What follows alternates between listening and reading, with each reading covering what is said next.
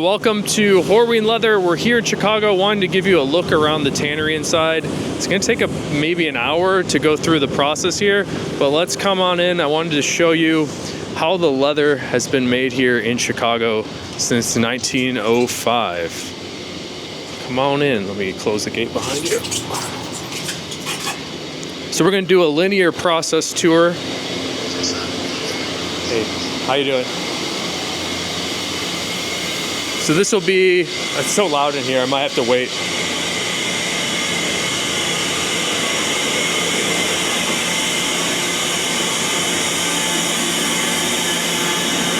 This is the boiler room.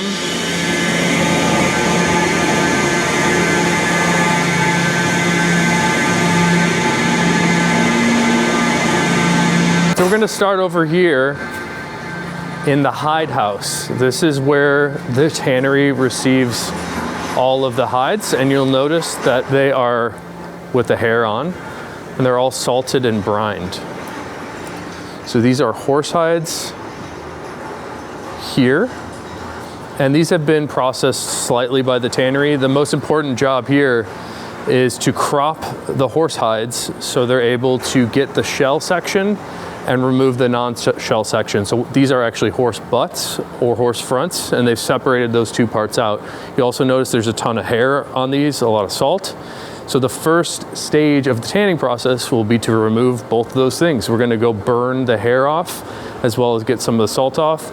And the whole job of a tannery is to create that naturally variable product into something that's the same every time, but also have it be everlasting and durable.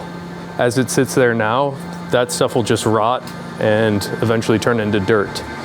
So what the tannery does is take those things that are gonna be infinitely variable and not everlasting, and then make it into something consistent that will last a lifetime.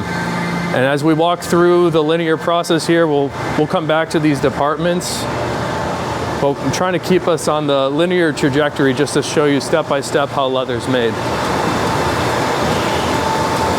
Hey, how's it going?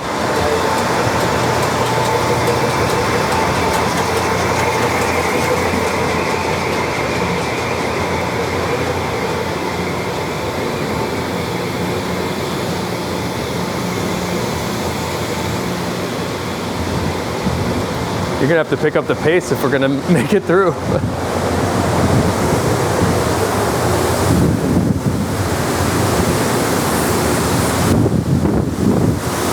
Hey guys.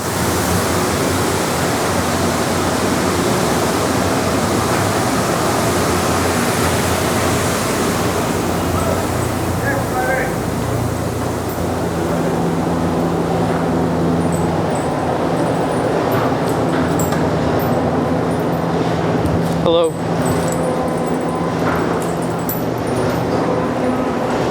Hey, good, how are you? We came at a really good time. This is an amazing time because normally, sometimes it's hard to get a video of these guys doing what they're doing there. We'll come back to that. All right, now we're completely over on the other side of the building. This is the first stage of the tanning process that happens inside of these big cement mixer looking things. All these orange vessels are where they chemically remove the hair from the hides. So you can see as they come in, it's the same hides we saw earlier.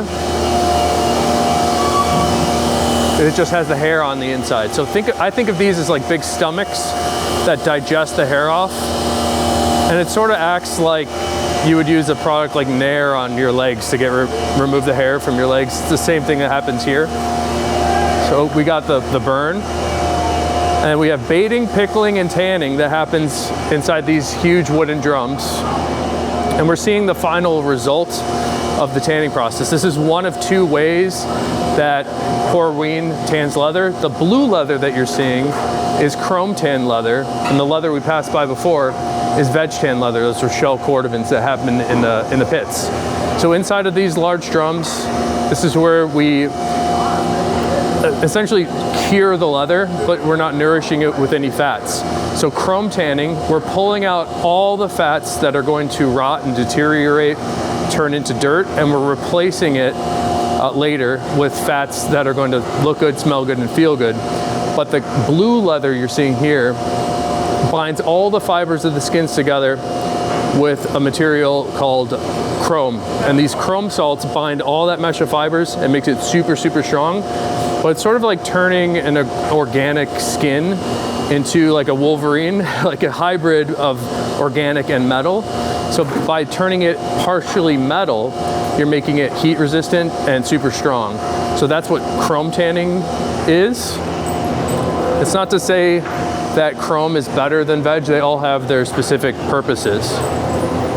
The other way you can tan is in these pits. And this is what is known as vegetable tanning, which a lot of people imagine is tanned with something like a tomato or celery, something like that. It actually means that it's tanned with tree barks. So the tannery here has their own special blends of different tree barks that they cook down on site, which is rare. Most places don't cook their own tree barks. And then they tan it slowly over the course of 2 months in these pits. Where's the tree barks? A lot of the tree barks come from Africa, actually. A very common one is called quebracho. It's like a quebracho tree. And that's a lot of the color you see here. So veg tanning with those tree barks imparts more of a character of wood into the leather. That's why, like, on a lot of leather soles for shoes, people think it's a piece of wood for the soles, but it kind of is. It's like a combination of wood and skin together.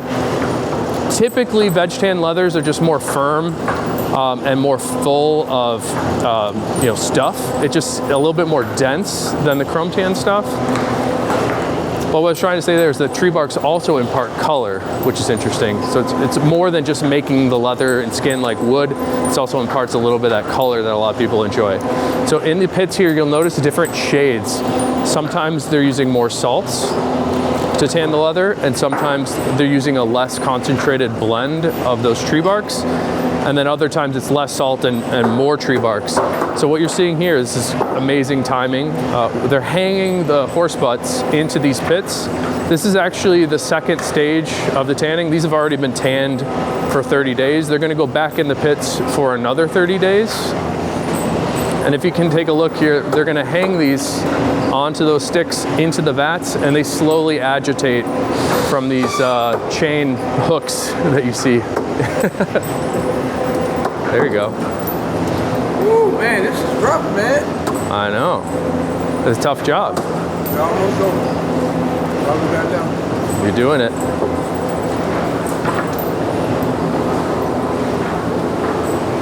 I always get a kick out of some of the vessels that they hold those tanning liquors in.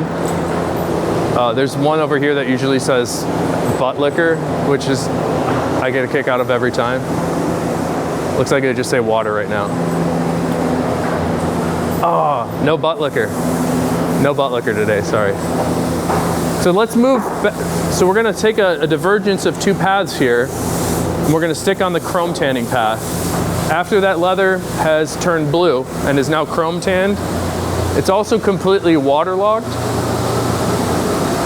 but it also has no nourishing fats in it. So if you were to let this leather dry out as it's at now, it would sort of turn into a potato chip. It would have no flexibility to it.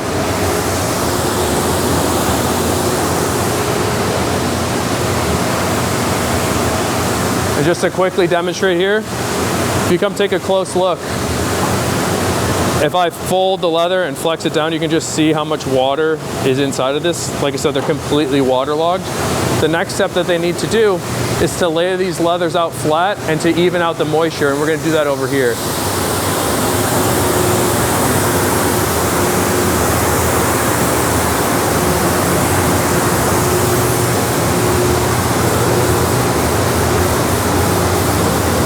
So right now they're cleaning the felts on the wringer press.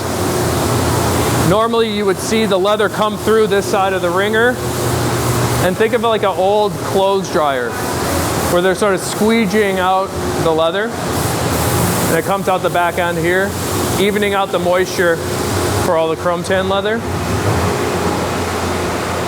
And unfortunately, they're not doing the most important job, at least in my mind, at the moment. But underneath all these lights, this is the first delineation of how the chrome tan leather will go to different products. This is what is called the blue sorting area. They lay out all the sides underneath these lights, and they're looking for a few different things. They're looking for grain clarity, how many scratches, scars, bug bites, and things like that on the skin. And they're also looking at the thickness and size of the hides, because the product mix that Horween makes is very wide. So certain products, like a baseball glove, have to be very, very clear, because that's a naked, full grain leather that's not going to hide anything. So the blue sort, you have to pick the cleanest, clearest hides for that particular product. There's other products like nubucks, or maybe a leather that's going to get a full finish over the top that does not necessarily need to be as clear. I don't know the numbers, but it's rough. It's a small percentage of the hides that are premium clarity. Like, not every side is good enough to be made into every product. So if they start taking that maybe 5% of the really clear stuff and putting it into a nubuck, you sort of waste the leather. So after that, they'll come up with different piles for their loads. And now we need to even out the thickness on these machines that are really old. I think these are from late 1800s. And these are called splitting machines. Inside of this machine is a really sharp knife that's constantly sharpening, and it goes the full length of the machine in the size of an oval. You, as an operator, would put the blue leather into here that hits the knife and evens out the thickness to a prescribed thickness, whatever you're trying to make. Hey, how you doing?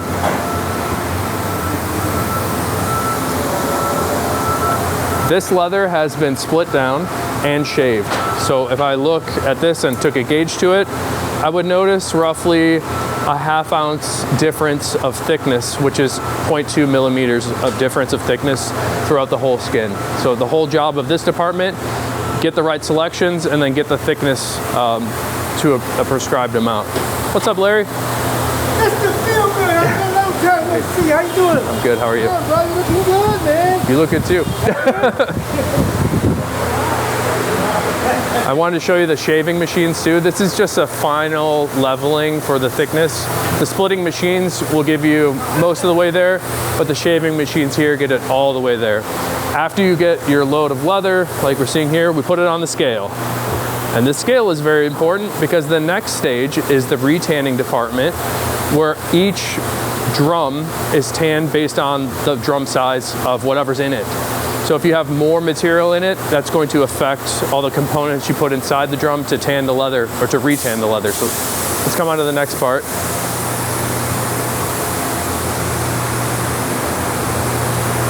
I wanted to show you Joe here, because I think Joe retired 10 years ago and he's still here.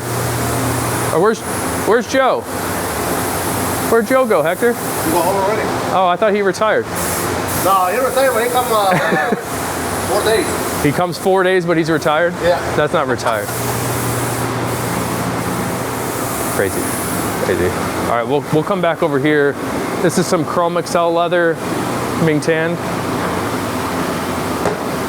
Or actually, excuse me, it's being wrung out after being tanned.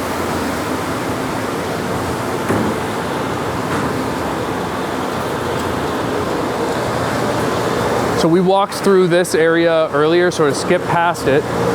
We're back here at the retanning department. And this is the first time you'll start to see that blue leather start to appear a little bit different.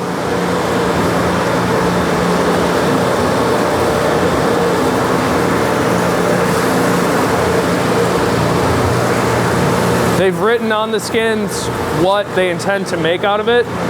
So this is going to be 8 to 9 ounce thick natural chromium. This is a belt weight thickness. Usually I like my belts around 9 to 10 ounces. It tends to plump up a little bit in these retanning drums, so this might end up at 10, 11 ounces. A normal thickness for a piece of footwear might be around 5 to 6 ounces.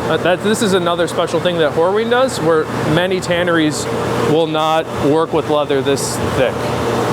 So what happens is you'll put this leather inside of the drum like you see here, along with a bunch of other components that start to, again, delineate what products it's going to be.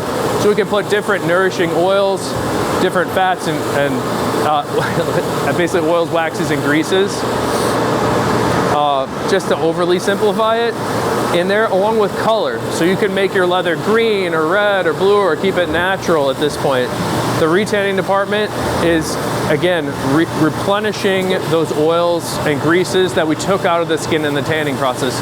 This is what it's going to make the leather appear a certain way. It might be shiny smooth, it might feel a certain way, it might be soft, it might be firm, or it might smell different ways, because there's all these different drums of materials and dyes that they'll impart into the leather in the retanning process. We skipped past another thing. I want to show you a couple different drying methods. But we'll walk through retan just for a second.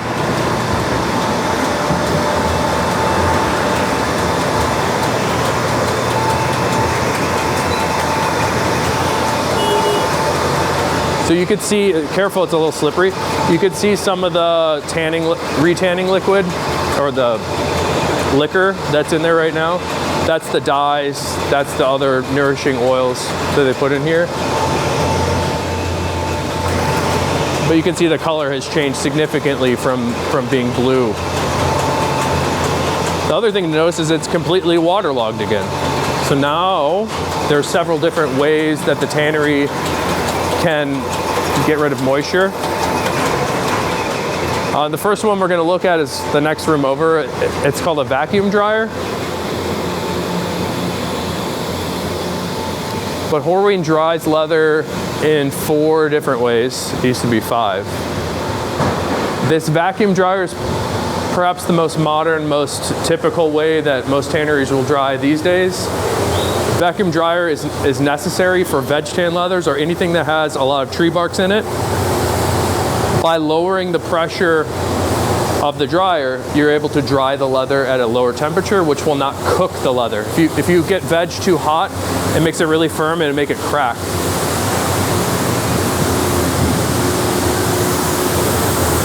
So they're cleaning the vacuum dryer right now, but the way that this works is you have these different plates with screens above them that lower the pressure. You lay the leather out on top of it, presses down, sucks out all the moisture. That's what happens there. Let's go all the way upstairs. Hopefully you've been doing your cardio. This one usually wins me because it's 5 stories up. We're gonna go look at the pasting department, which I think is really, this is one of my favorite rooms. Maybe we'll recap on the walk. So we've taken an infinitely variable hide with hair on it. We've removed the hair. We've removed all the fats that are gonna rot. And we've replaced those fats with fats that look good and feel good and smell good. And maybe we added some color. So now we need to dry it out so we can start to finish the leather.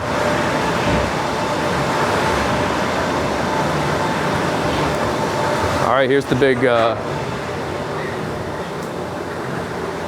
get your Nikes on.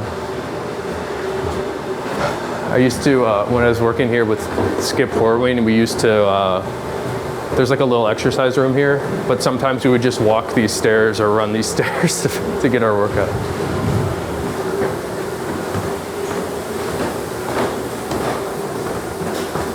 And we're passing by, it's really interesting if you were here, we're passing by all the other departments on each floor. And what's cool about it is that each floor smells a little bit different. A lot of people ask about the smell here. Does it smell bad or good? I honestly don't think it, maybe I'm nose blind, but I don't think it ever really smells bad. But you sort of smell whatever components each department is using. So that's the cordovan department tends to smell like cordovan a little bit. And now I'm sufficiently winded.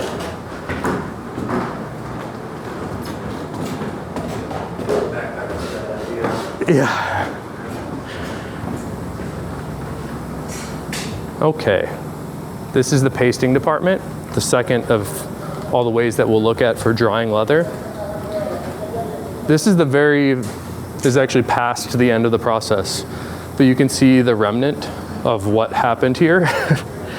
This is a big glass frame where the leather is literally pasted to that frame and it's stretched out and it runs through a dryer. So let me show you how that works. Hello.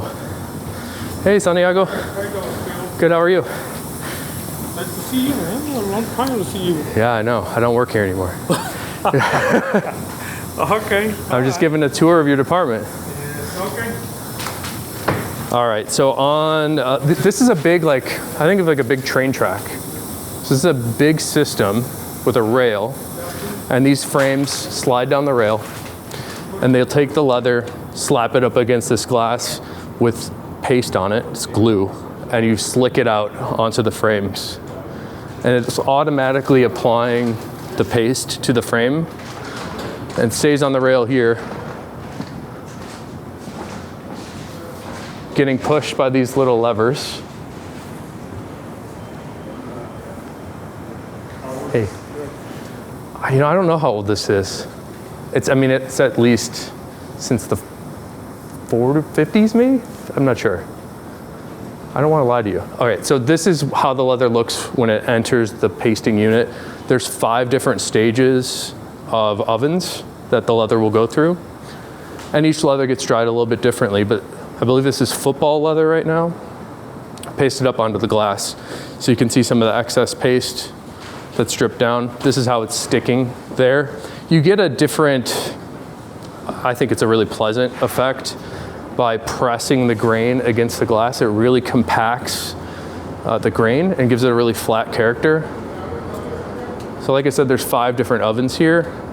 A lot of them are steam heated, and you have this whole array going down with leather on both sides. I think the very last dryer is a gas dryer, but everything else is steam.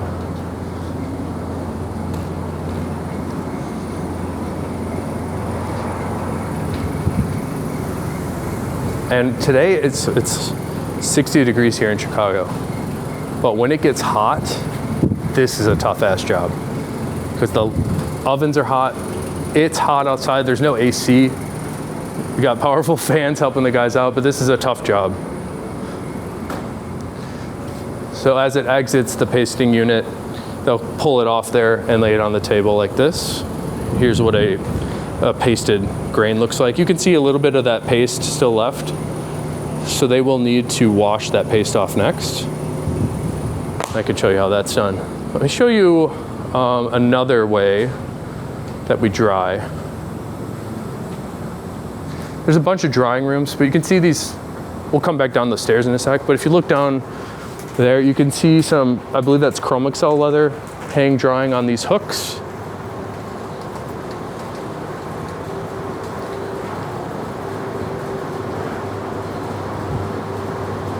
And then behind that wall is like a whole nother drying room that's heated.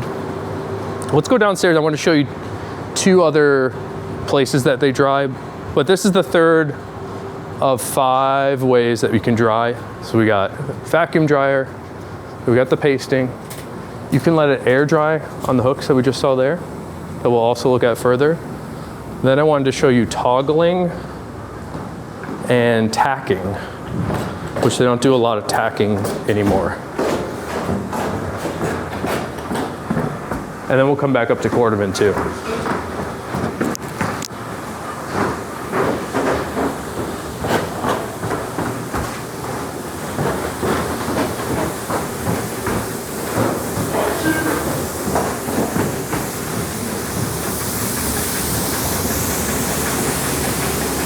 What's up, buddy? How you doing?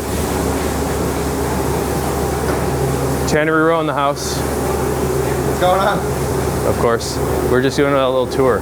Sure. Yeah. All right. A lot of people know a famous leather from Horween, chromexcel leather. This is a department called hot stuffing. We were talking about replacing nourishing fats, oils, waxes, greases into the skin. This is where it's done. These are all steam heated drums to allow these blends to go into the leather. Most tanneries will not do this step because it's difficult. These are raw materials, so imagine something like paraffin wax. You have to really melt that and pound it into the skin to be able to tan it with that type of material. Something like a beeswax, something that's not water soluble, you have to do it with heat and steam and a pounding action in these drums. This is how all the ChromaXcel shell cordoban's made. You can see we've got a blend here for a new leather that I've been using for belts called the Line Latigo. You got the cordovan, chrome pack, people are familiar with, and a couple different ChromaXcels. This is what's going into your ChromaXcel. I think there's an interesting story too that I believe it was a woman that invented this process called hot stuffing, used to work at a cosmetics company. These are all cosmetic grade materials that they use to hot stuff the leather. So I wanted to show you how they're dried.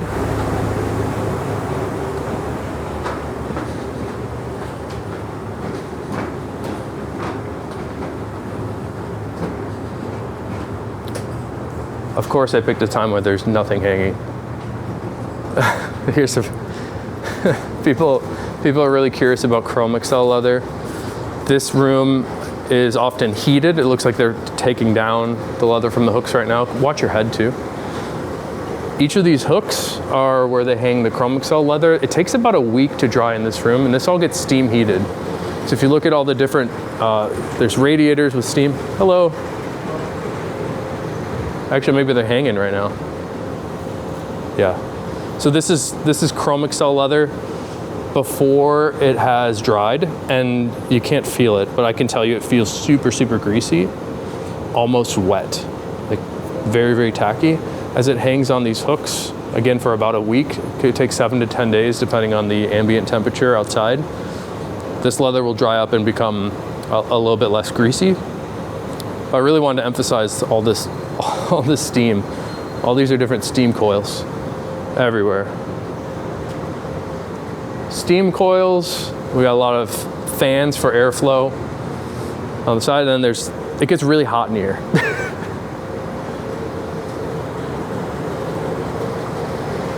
So that... Is there a reason they separate the ChromaXcel versus like the cordovan in this process? There is a reason that they separate ChromaXcel from cordovan in this process, because they dry at different rates. But also, they're tanned in different ways. The cordovan cannot accept as much heat as the ChromaXcel because the cordovan is veg tan that we talked about earlier. So you have to be a little bit more careful with temperature. That room gets beyond 120 degrees, which a chrome tan leather can handle. Even though that ChromaXcel has a vegetable retanning component to it, because it has a chrome, whoa.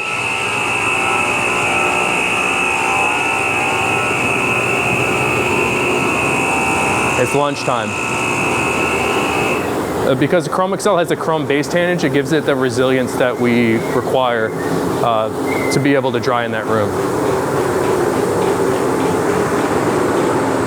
So we're gonna skip back through this. I wanna show you the last two drying methods. What's up, Don? Don! How you doing? Good to see you. You good? I'm good. How are you? Awesome. Oh, excuse me. We're going upstairs. Let's go through. Thank you. You got it.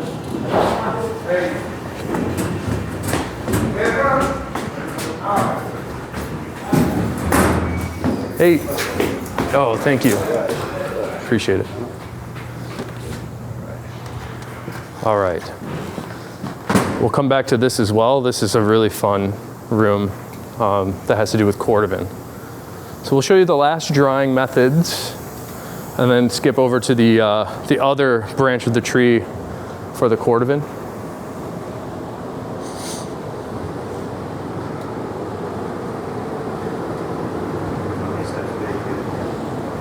My business partner Dan works here. I think he gets like 20,000 steps a day. Okay, I love this room. It's just a beautiful room. So beautiful.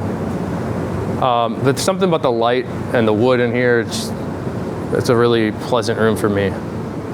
But this is the fourth drying method that we're going to look at. This is a process called toggling, where they take these little clips that sort of spring out and grab onto the leather. There's like a grippy side. And you hook it to the leather and pull it across the frame. This is air drying, although this room can be heated up as well.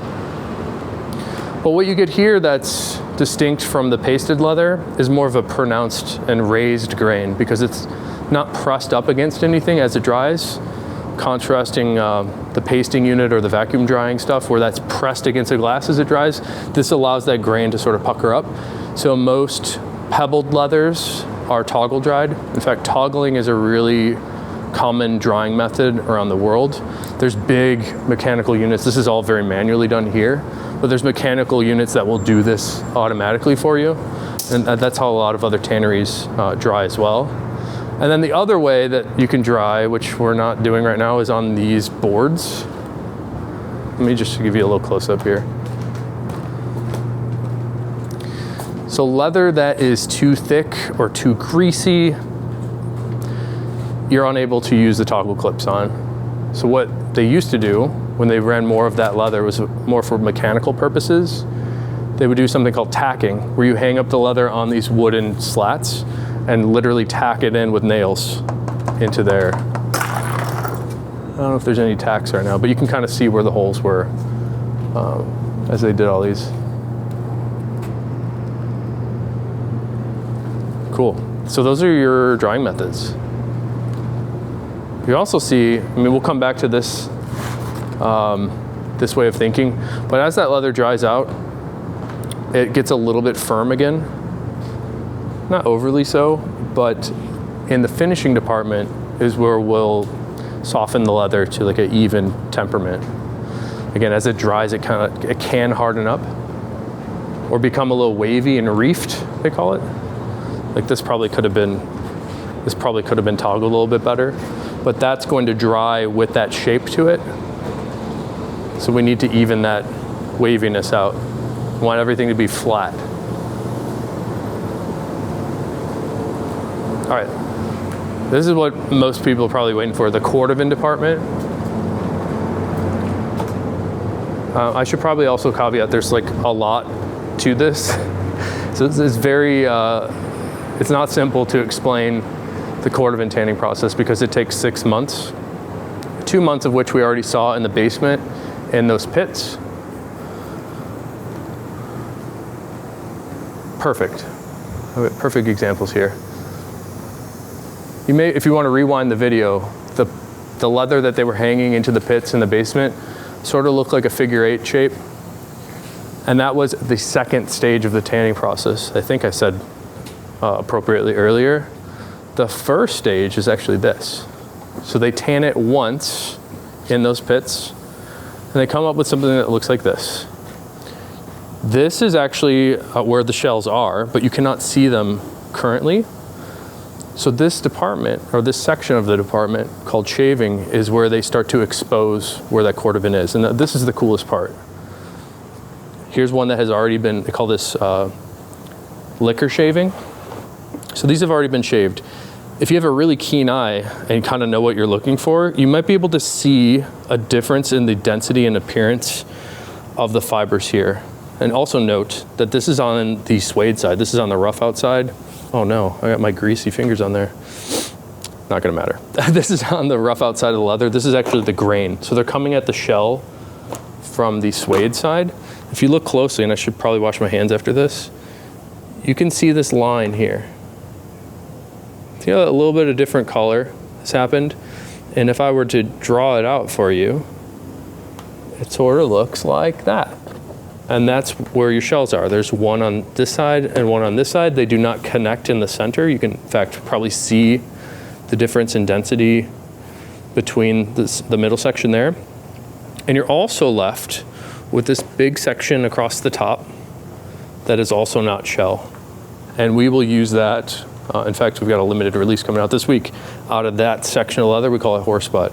The tannery often markets them as horse butt strips. That's what it is. It's a big mustache shape we can look at in a sec. I really want to wash my hands though.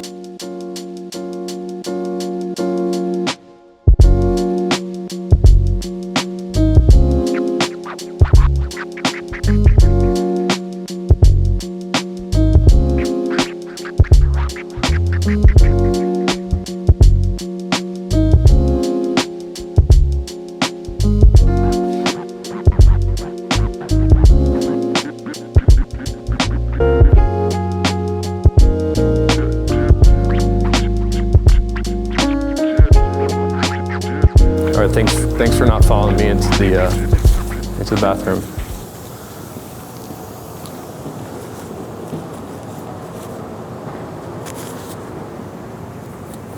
Just give you a quick demo. These are the horse butt strips that I was referencing a moment ago. This is the part that is not shell on the horse butt. And they fit alongside this. Two of these, in fact. So that piece of shell would fit underneath each of the obvious sections on the strip.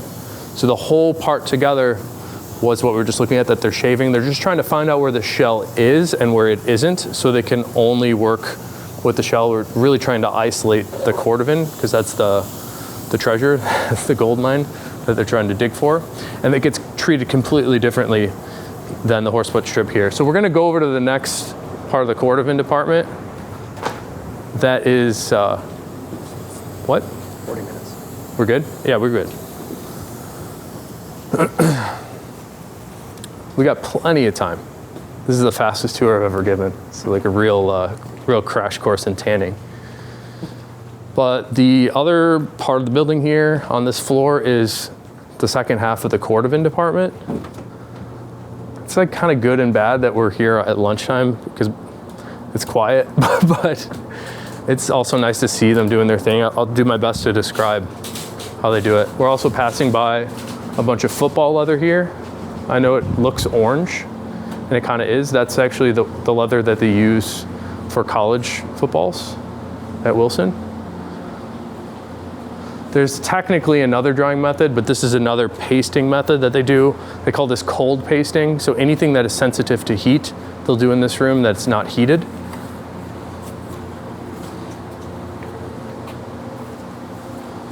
Or anything that's super heavy and intense that they can't fit on those frames of the pasting unit. They have a tendency to fall off in the unit. This is better for being a little more delicate.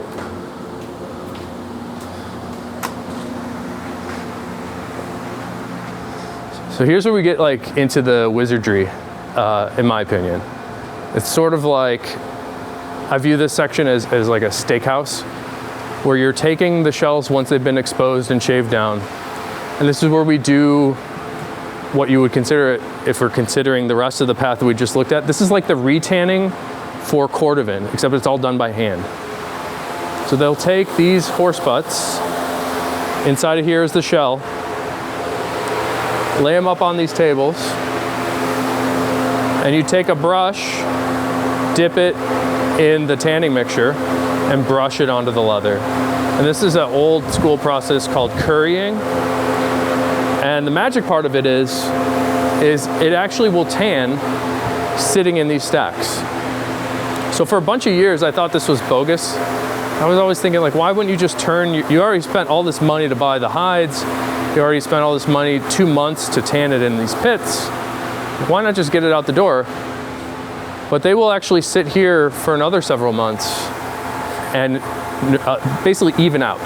So all that hand currying of oils evens out over the shells. In fact, it's very dense, so it takes a little bit of extra time. And I've noticed, I used to think this is BS, but the longer it sits, the better the result, the better the leather is.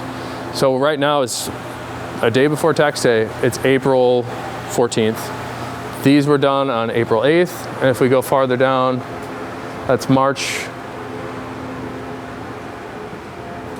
January, and here's some from December. So you can see that these have just been sitting here getting nicer and nicer as they sit. Here's some from November. So once those have cured, they'll actually take them back to the shaving section, shave them again, and come back over here.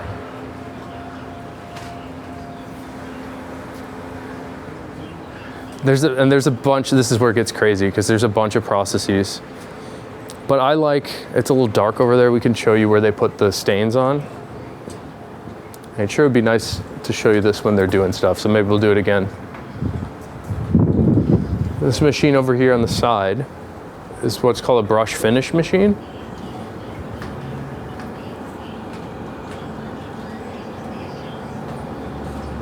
Not like this really matters.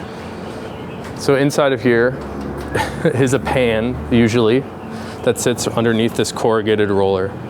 and that corrugated roller picks up the different stains that are heated in, again, a jacketed kettle. So we need to have some heated dyes to make sure that they penetrate the leather properly. It rolls onto the corrugated roller, hits another brush, and then lays it out onto the leather, runs through this bolster. People will hand swab it as it comes out, and then they hang it on these sticks to dry across this whole aisle. So you can see up there, maybe you can't, it's dark. We've got some more steam lines that have super old world fans that must be 100 plus years old, rotating above them, all the way across. So after the dye is applied, they dry it down this stick dryer, and they sort of come out like this. Although this is natural, so there was no color added for here. These, also natural. They will hang them again on hooks to dry after the stick dryer. These do not look like they had any stain applied.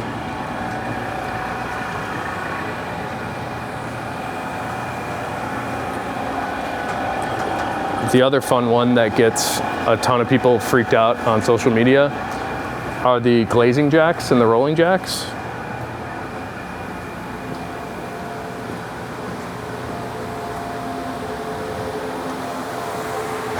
One thing that I think is super cool to think about is this building started before the industrial, or like during the Industrial Revolution. So you'll see a lot of old pulleys and belts that drive these machines. So in the case of this, you got a glazing jack that has a belt tied to it that ties to that pulley, that has another belt that ties to a motor up right above you. So this motor is driving that belt, which drives that pulley, and that pulley has a shaft that drives all these pieces, and you just clutch them into place. So there's like a little clutch that you put the belt to make the thing go. But the thing that I think is mind-blowing is back then, this whole building was steam powered. So they would shovel coal, make steam, and then drive one big one of those that fed all the other floors. So it was basically just belts and pulleys and shafts that were driving the whole place. I like to think about that a lot because I think it's so wild. But these days you have a direct drive motor, so these are all electric motors. You don't need the steam necessarily. Back to the jacks. So there's two different types of jacks here. One of them, this one is called a rolling jack. The other one is called a glazing jack. The rolling jack has this chrome wheel that actually spins as it rotates. It's kind of in a tough position right now. But that will spin and it softens out the leather. All right? So they will roll the cordovan. And then close to the end of the process, after the leather has had stain applied to it, here, they do a final polishing on these glazing jacks. Now these have a glass rod that is fixed inside of this head. You see it in there? It's a piece of glass.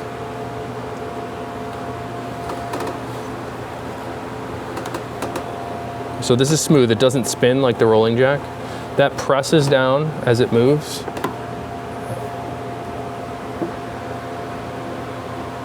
And it will press down into this bed. And that applies a little bit of force, and then that smooth glass on top of it polishes the leather. They use a little bit of Venetian cream to glaze the leather in.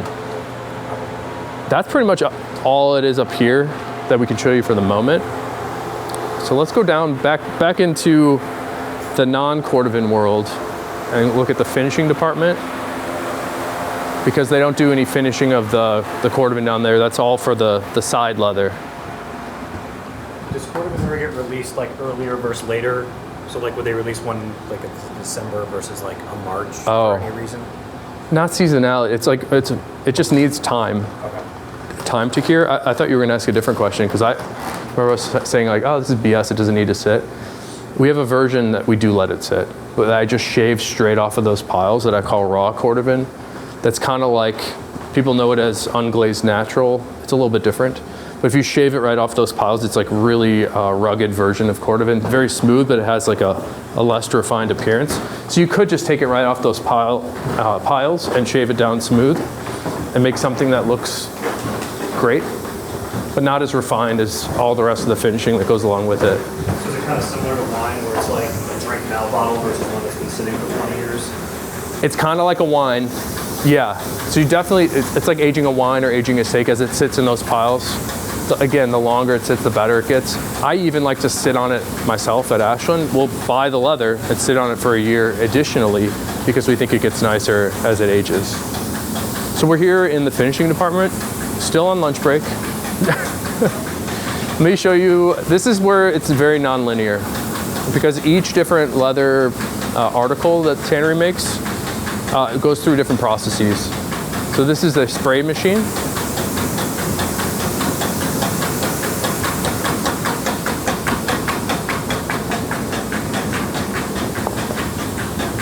So this leather will get tossed, I was trying to think of a better word, placed onto the conveyor here and run through the machine that has multiple spray guns that spin around, and they're being fed by the different stains.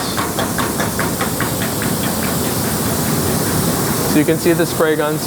This machine knows what is going in it. It can read what's happening underneath, so you're saving material and the environment by not spraying overspray beyond where the skin goes. So as it runs through here, it's only spraying where the leather is. And similar to the pasting unit, we have a couple different dryers here. These are all gas dryers that dry the dye after it's been sprayed on.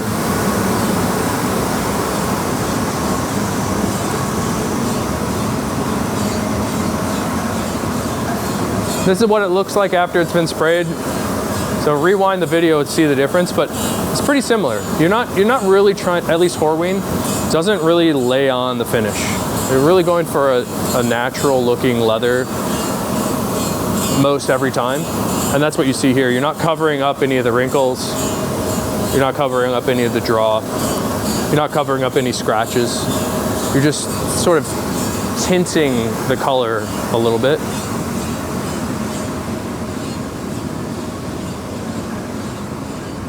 I'm going to show you a couple presses. We do a couple different textures that people like. The most popular of which, for us at least, is the Western texture. I'm not sure where it is. But the takeaway is there's all these different metal plates. So like there's a gator. You got some Scotch grain in there. That's like a perforation. I think they call it the perf pattern. But you can kind of get a sense of it if you put your, let's see if this works. If you put your finger in it, you get the sense of what it does. I don't know if you can see that. So it's like, this one I actually put little holes in it because those are kind of sharp. So it looks like a perforation. You got that, you got the lizard. Oh, that's not gonna work at all. But a bunch of different plates, textures that they put inside of this machine.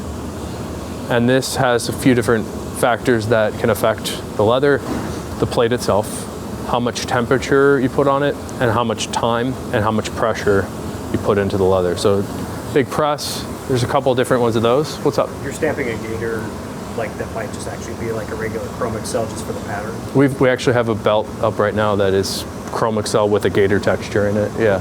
People want something fun and different. Personally, like I like them all, but I really like a smooth grain personally. Although sometimes those textures are really fun for different finishing techniques. You can make more depth of color by just staining like the peaks of the texture and having the valleys of the texture be a little bit different color. I think that's super cool. Sort of like an antiqued look. This is funny, like maybe we shouldn't look at this.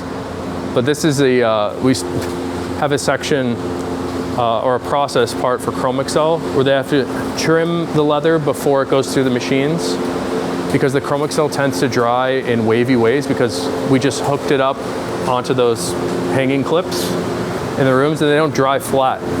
So to go through the machines evenly, they need to cut out some of the waviness.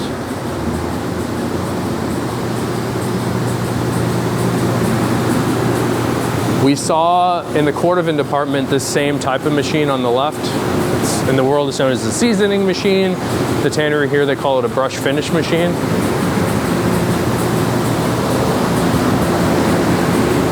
So this is all very hot, steam heated into this pan underneath. You can see all the dye in there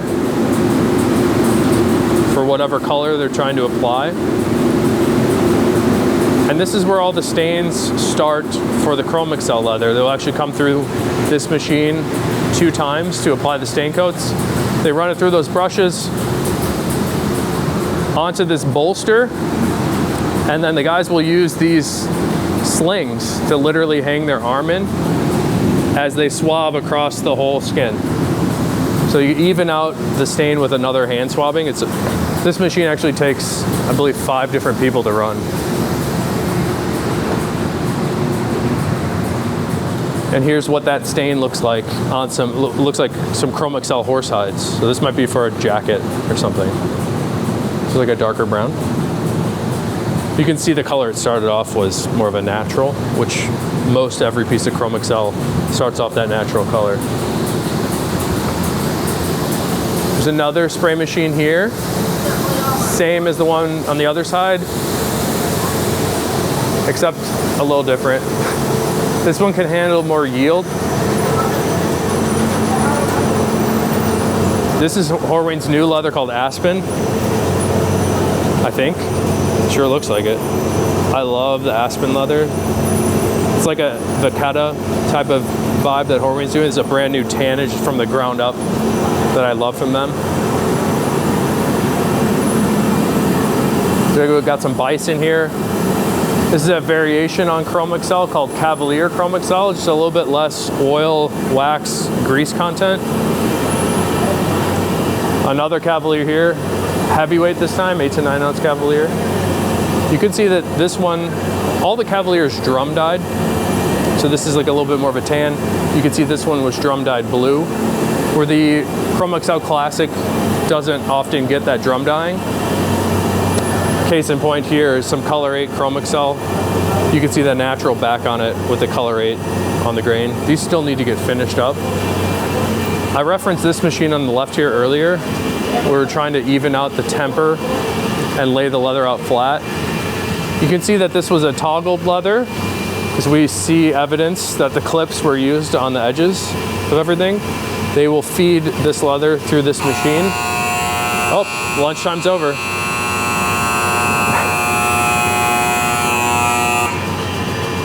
This is called a staking machine. Think of it as a bunch of different fingers just going up and down on the leather as it feeds through here with different, you can set the pressure with these guys. So 6 is actually pretty wimpy. Well, it's medium. But you can set the different pressures, soften out the leather more or less, and it comes out the back here. They have something here called the temper gauge. Hey, what's up? This gauge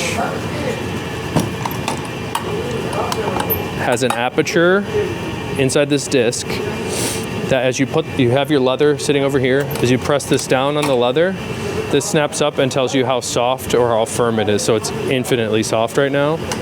So each leather has a prescribed temper range as well.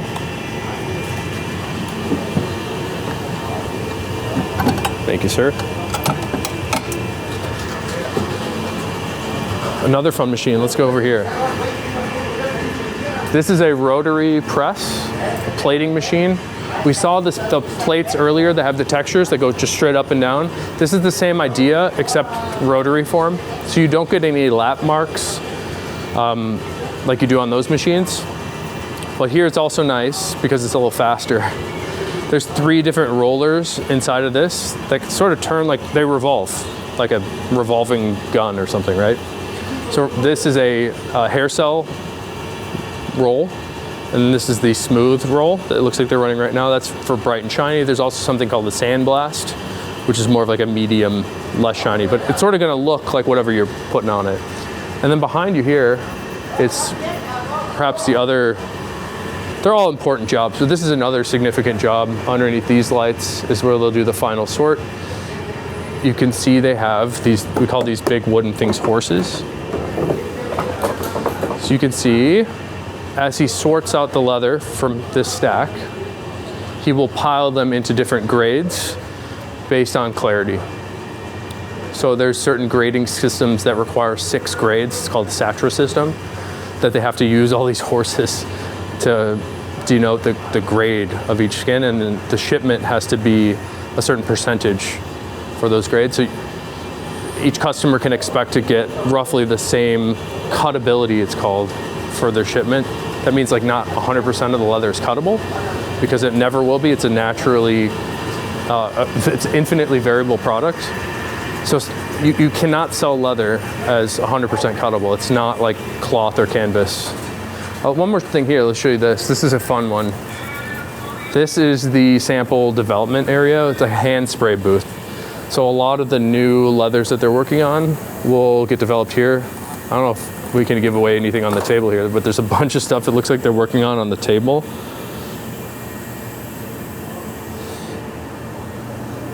And there's a whole development packet keeping track of what you did, how much stuff you put in to make sure you can do it again. And it's really hard to be able, like I said at the top, it's so hard to take this infinitely variable hide and make it the same exact thing every time, especially when it comes to leather.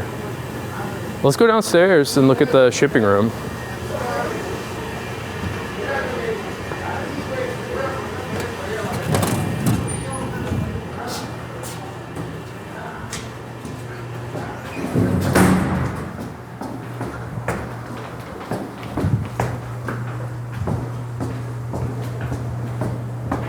We're almost there. Hi, Dan, I saw you called. Oh, okay. So shipping department here, this is where all the leather comes after it's been tanned, finished, all the stuffs, and has been sorted for different grades.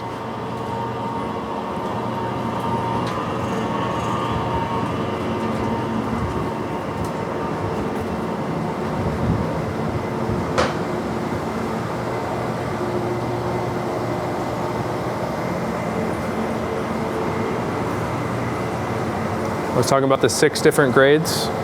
You can see this one is graded as a 6, a D6. Here's an A1, there's also A2. Don't ask, it's confusing. B4, just put the number on it, guys. B3. Basically it's 1 through 6 and then reject, and then they have a couple different grades there. So the whole point of this, different grades, you got them all sorted, ready to go. But we need to measure it because the tannery makes their money based on the area of the hide.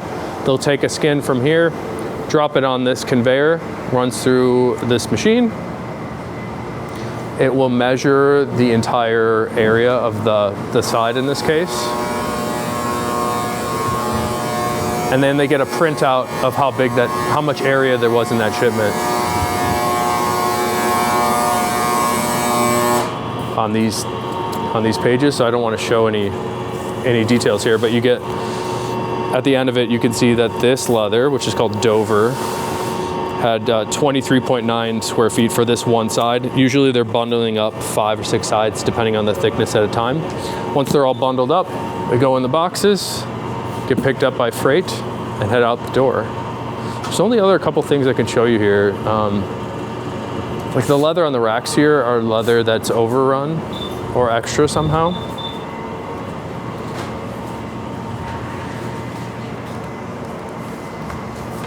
Let's take a peek.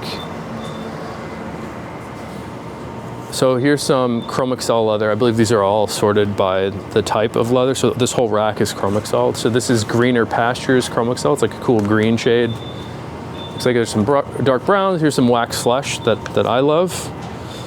Different thicknesses, different colors, different leather types. So we got Latigo overstock apparently on this side. I love this color. Check out this gray. And that's actually the rough outside. I think we're using this leather at Ashland right now.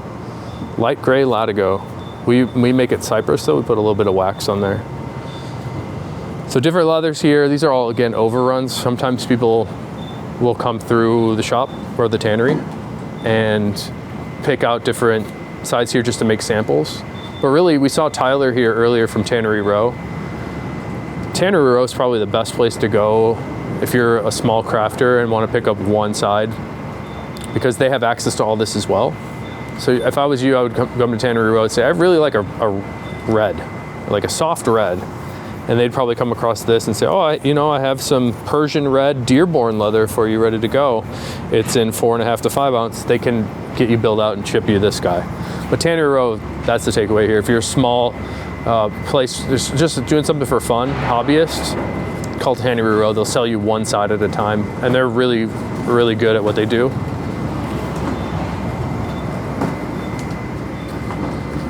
I don't even know what this leather is. I haven't worked here in 5 years. Riverwood, jet black. It's kind of a cool texture. Let me show you the last thing on the way out. Something they do here that's really different is the guest book is all signed on leather. So I think these are past guest books from different years on the top here.